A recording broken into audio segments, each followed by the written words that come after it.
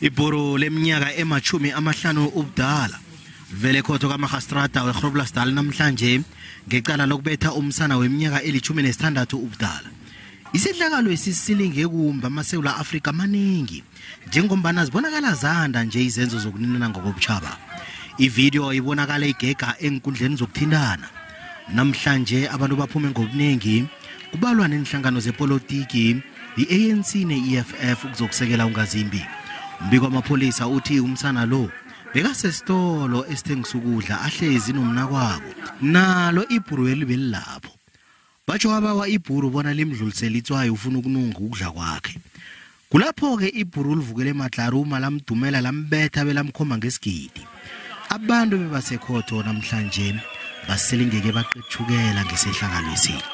We cannot live like this. We are tired of all these things that are happening. We cannot be sugarcoating everything that is done by white people. We love them, but they hate us. That one is the reality. We cannot run away from it. Mnakwabo likaNgazimbi uthi uthokoza kaqedi ngamapolisa abophe umsolwa ngombana isehlakalo esisiyabalimaza njengomndeni. Batsho bebaboke banomnakwabo bahleze esitolo.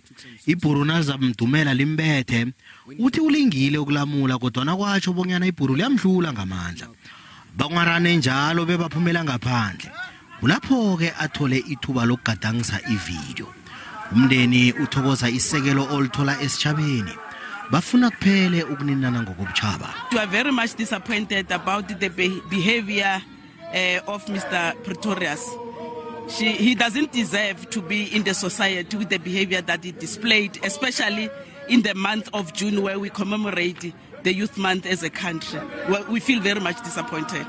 We are pleading with justice to give us a harsh sentence on this matter. He must never get a bail. We are denying that he must never get a bail. Cala lisulisele ngomhla ka-24 kuMgwengweni.